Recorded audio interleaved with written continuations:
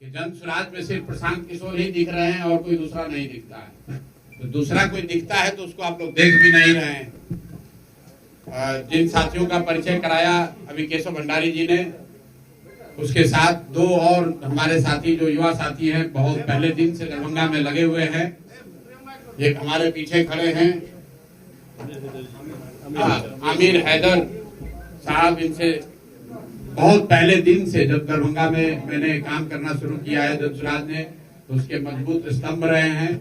और आज यहाँ के प्रसिद्ध डॉक्टर मोहन मिश्रा जी के लड़के हैं उद्भट मिश्रा जी, जो जन स्वराज का हिस्सा बन रहे हैं यहाँ पर औपचारिक तौर से आज इस परिवार का हिस्सा भी बनेंगे। और बाकी सारे साथियों से आपका पुराना परिचय भी है। मैं आपका धन्यवाद करता हूं कि आप समय निकाल कर यहाँ आए हैं।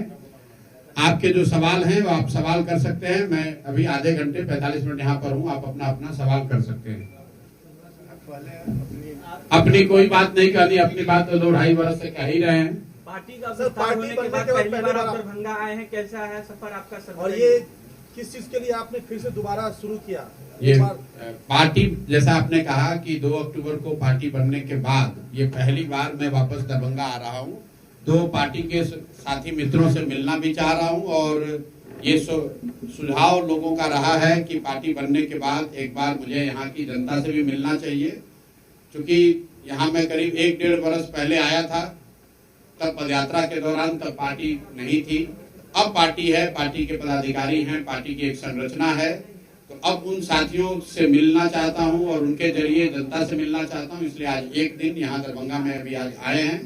लेकिन मैं अभी दरभंगा में 3 दिन और आऊंगा, आने वाले 1 महीने के अंदर, 1-1.5 महीने में यहाँ दरभंगा में 2-3 बार और आऊंगा।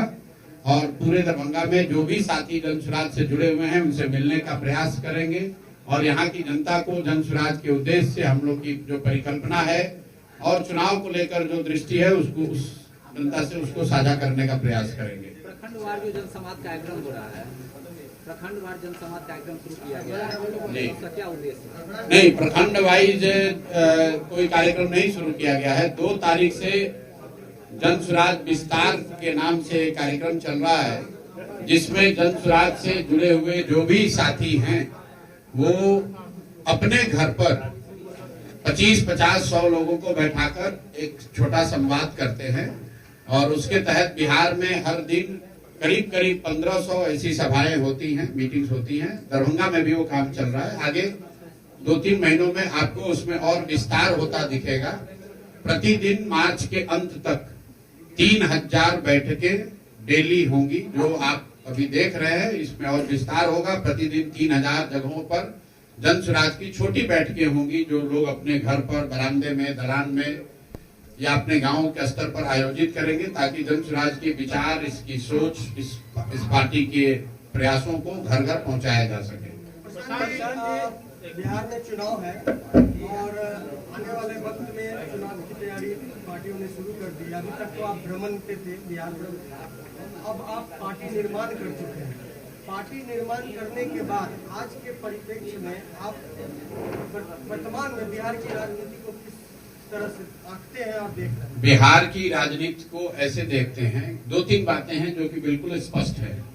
पहला कि यहाँ की जनता बहुतायत मेजॉरिटी जो है वो बिहार में परिवर्तन चाहती है, बदलाव चाहती है। चाहे आप जदयू के समर्थक हैं, भाजपा के समर्थक हैं या राजद के समर्थक हैं, बड़ी संख्या में लोग बदलाव चाहते हैं। बदलाव चाहने का मतलब ये नहीं है कि हर व्यक्ति जन स्वराज को चाहता हो, लेकिन बदलाव तो निश्चित तौर पर ज्यादातर लोग चाहते हैं। अब आने वाले समय में, अगले 6-8 महीनों में, जब जनता के सामने सारे विकल्प होंगे, दल होंगे, दल की विचारधारा होगी, उनके प्रोग्राम होंगे, उनके नेता होंगे, तो अगले 4-5-6 महीनों में जनता उनका आकलन करेगी और लोकतांत्रिक तरीके से जिन पर भी उनका विश्वास होगा उनको वोट देगी। तो एक बात तो आप निश्चित जानिए कि बिहार में बदलाव तय है।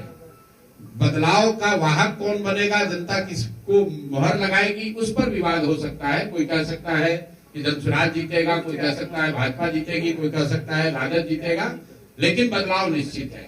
एक और बात जो निश्चित है, जिसको आप लिख सकते हैं, कि नीतीश कुमार नवंबर के बाद मुख्यमंत्री नहीं रहेंगे।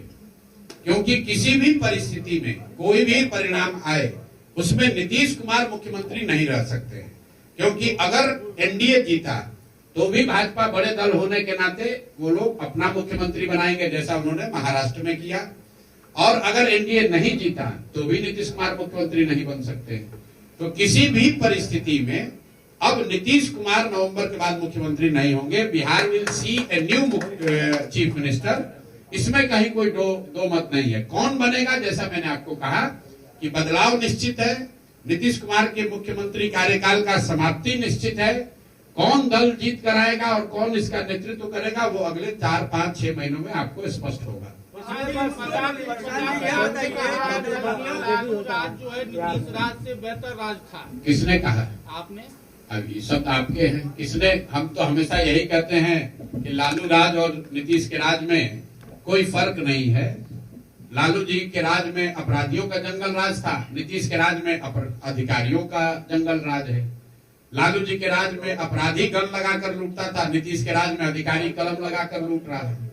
हम लोग तो ये गांव गांव घूमकर हमने 2 बरस कहा कि लालू जी के राज में जो अपराधी था वो रात में गन लगाकर लूटता था, नीतीश के राज में तो अधिकारी दिने में गन लगाकर लूट रहा है।